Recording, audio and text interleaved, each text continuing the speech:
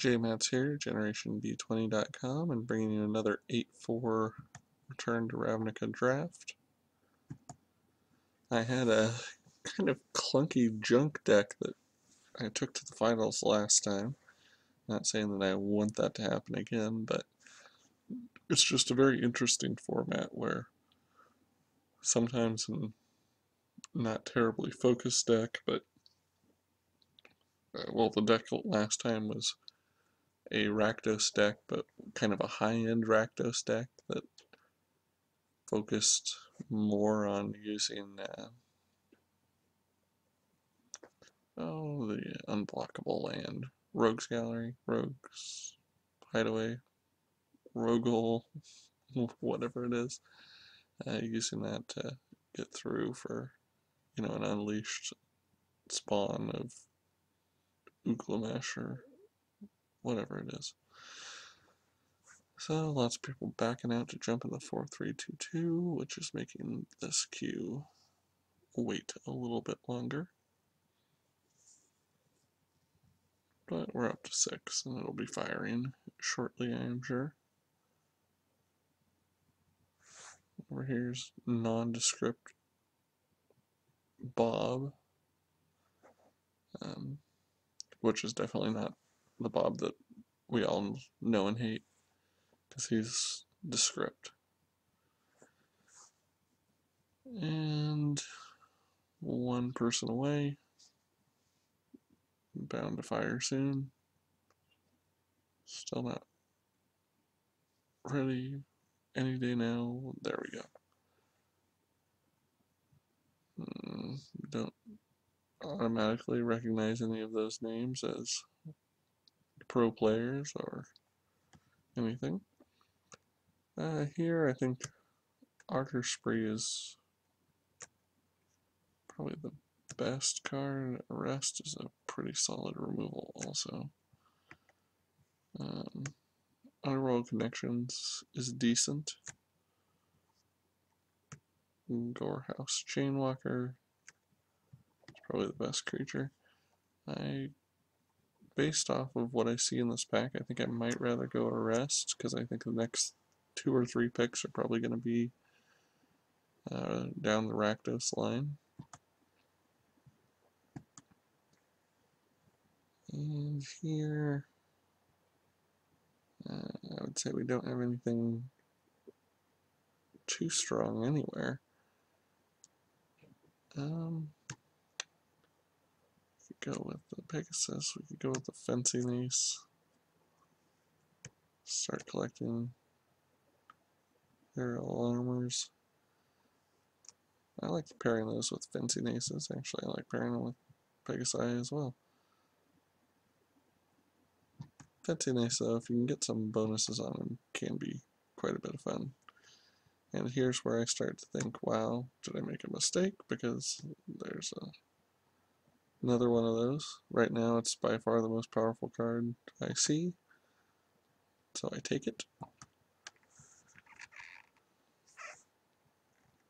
And out of this, Rogue's Passage, there we go, that's the one. Probably Rogue's Passage. I do like this Patrol, works fairly well. If I could go real heavy on enchantments, Sphere of Safety it's an interesting deck. If you can get it all strung together. You need something like Rogue's Passage, though, to get through your damage, and Fencing Ace with a little bit of a bonus. Unblockable.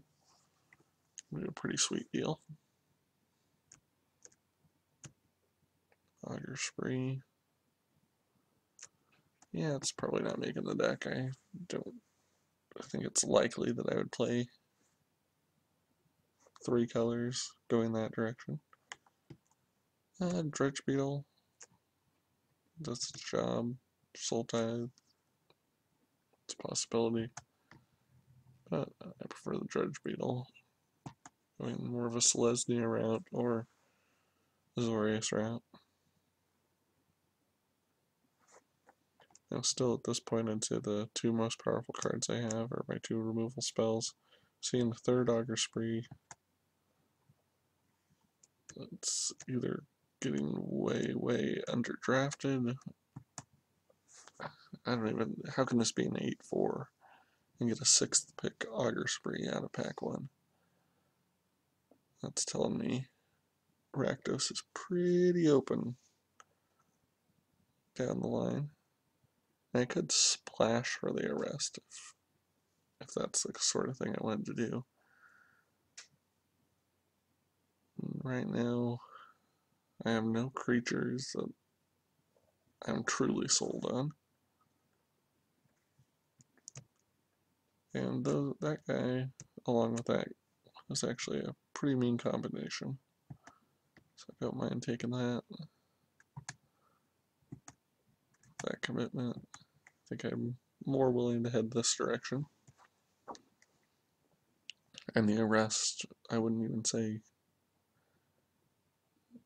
I mean, there's no Boros and no Orhaz guild gates that could get me an easy white splash, so I'd say more likely than not, it, won't be even making the deck. But here, oh, maybe the Tenement Crasher is a nice surprise. Deeping Glee kind of goes the other direction. Either one I can probably get more of later. At this point, I'll take the Tenement Crasher. And Dark Revenant's not really what you want, ever. And Bellows Lizard isn't either. I'll take Batterhorn. Every once in a while I don't mind having a Batterhorn or two in the deck. This is kind of the deck that I was describing before. Rogue's Passage to sneak through these guys. What I need, though, is some guys who can trade in the early game or clog up the ground. Lobber Crew would definitely be welcome in this. There's that Sphere of Safety, which could really screw me up. I could take the Slug. He would hold the ground well, but he's kind of high-end. Racketeer, at least probably would trade.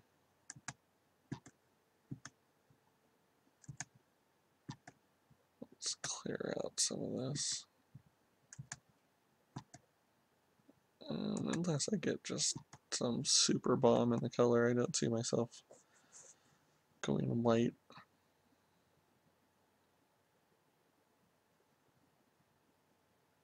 Some acceptable opening hand now. Probably Rakdos is going to be cut pretty hard going the other way. It's nice to open a rare in that color, although it's kind of doing the same thing that some of my other pieces of the puzzle are. Splatter Thug versus Dead Reveler, it's kind of the age-old debate. I think I prefer Dead Reveler out of the two.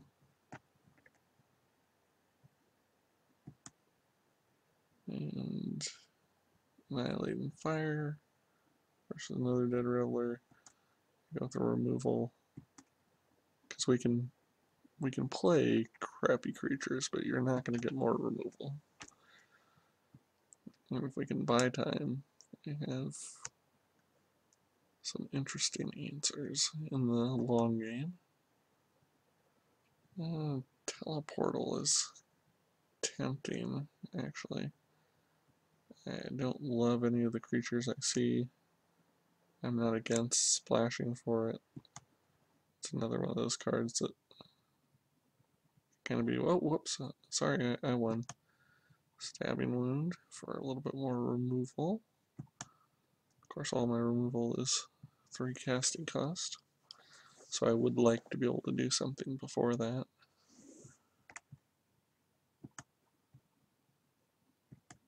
be great if we could get a Xmati guild mage, but I would settle for, I don't know, Tavern Swindler or well, Gorehouse, Gore Chain House Walker, Texas Ranger, whatever the hell it's called. That's the kind of 2-drop I really want, but I mean, I'd take pretty much any black or red 2-drop. Get me by. Here's an interesting one. Guildgate would allow the splash. Trader's Instinct. Do I have anything to sacrifice to? I don't think I do. Then again, Trader's Instinct against me, it'd be pretty huge, but I'll take the Guildgate. And here, I think the Judgment is the most annoying, most dangerous. I don't mind Drainpipe Vermin. Can get some value out of it. Sometimes can trade and get the card.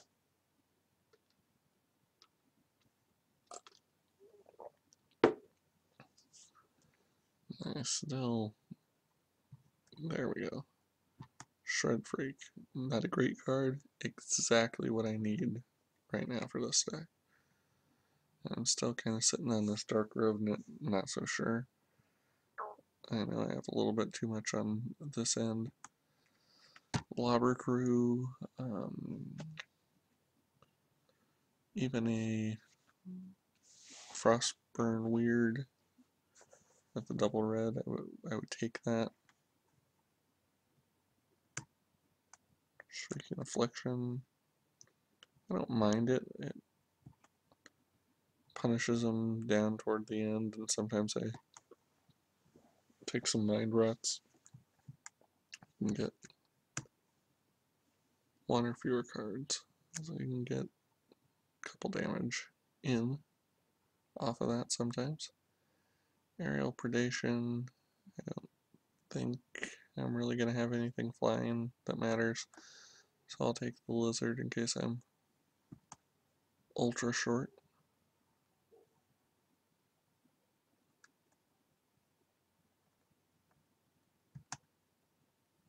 And, well, I won't hide it, but I really am hoping I don't have to play it. Teleportal's still kind of up in the air. If I can get enough to hold the ground early, I like the Teleportal. It's kind of a, hey, I win with my Batterhorn and Tenement Crasher because you can't block me. And the way it is now, I might even splash it straight off of a single Guildgate, or Guildgate and one island or something like that.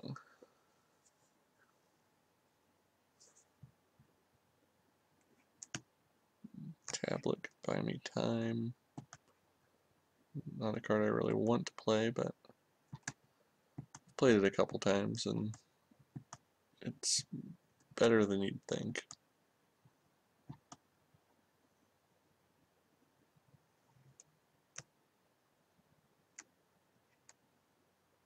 Playing an Augur Spree and gaining 2 life is not a terrible deal. Can be relevant in the, especially in the aggro mirror.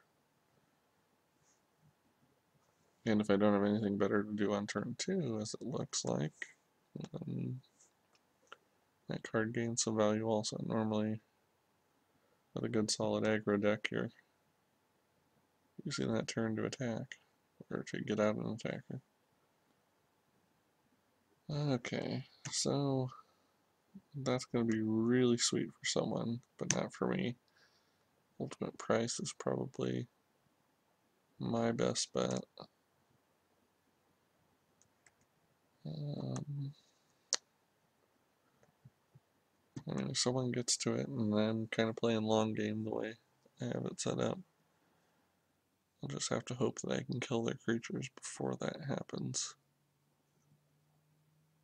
That card really takes down the value of things like Augur Spree.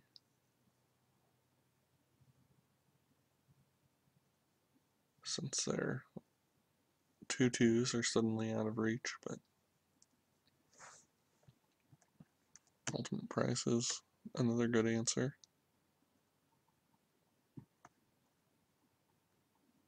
And here, okay, so Hypersonic Dragon, that gives me another good splashing blue, reason splash blue. Frostborn Weird could also work. The haste is flying and haste. It's pretty powerful. I don't see the sorcery part really factoring in for the cards that I'm playing, but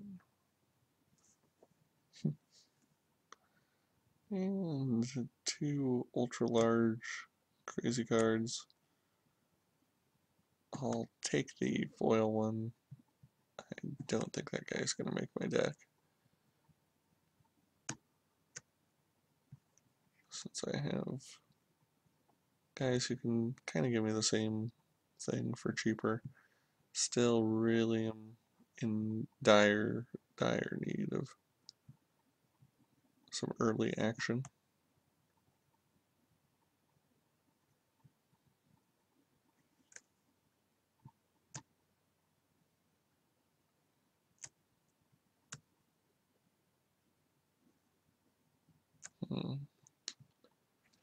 There are no reanimator cards in here in the set, are there? This is a place where burial rites and a whole lot of fun. Okay, so here, Slaughter Games, another spawn. There's the Lobber Crew that I've been in sore need of.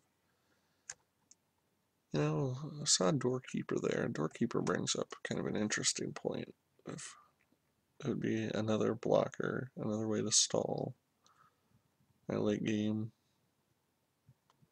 Looks pretty good.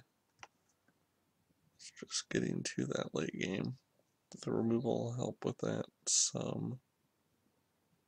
But still, you can't count on getting to 5 mana on turn 5.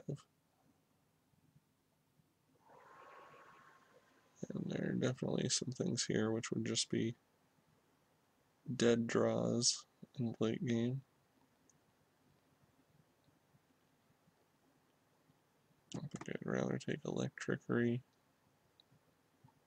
It's a way to give me an early answer to some of the threats out there.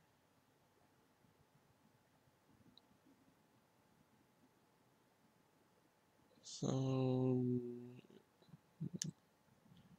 I don't know. I'm still real iffy on this deck. Second Lobber Crew definitely helps. It's shoring up the part of the deck that I'm most concerned about. I still feel like turn 1 and 2 could very easily be wasted the way I have it set up. And because of that, I might even play 18 land. If I know I'm not going to have a whole lot of action at that time.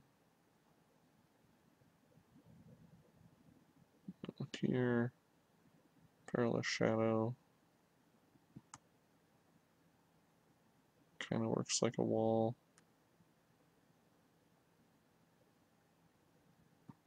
Take another Batterhorn now that I think I'm going to play it. There was the Doorkeeper.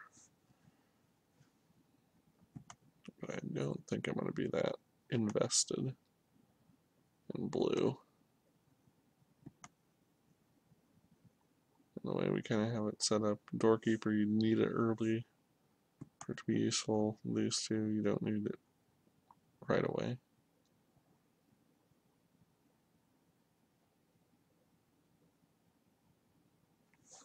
So yeah,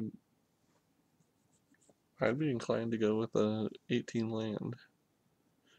The Rogue's Passage is somewhat filling a spell spot anyway, but can also help me ramp to my big answers. The Shadow, Stab Wound, Reveler, Ultimate Price, Hellkite, Crasher, Couple Brute, Dragon, Teleport, Shredder, all of my spawns, Niagara Sprees, Lobber Cruise, Mylian Fire, Racketeer, Electrickery. Room for one more card. And I'm kind of thinking the tablet.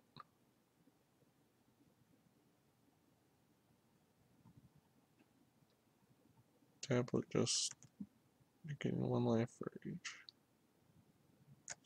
color. So 2 life for some of them.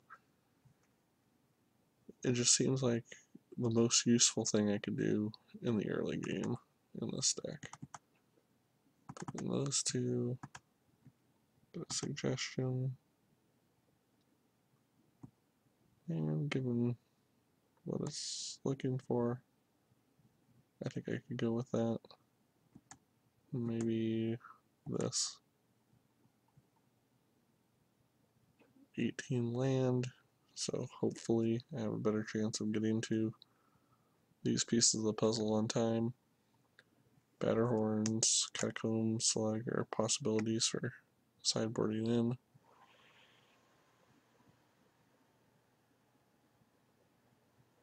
So ideally, I'm opening with maybe a tablet into a Lobber Crew, and then getting to one of these guys on turn 5. I definitely should have the late game advantage if I can get to the late game.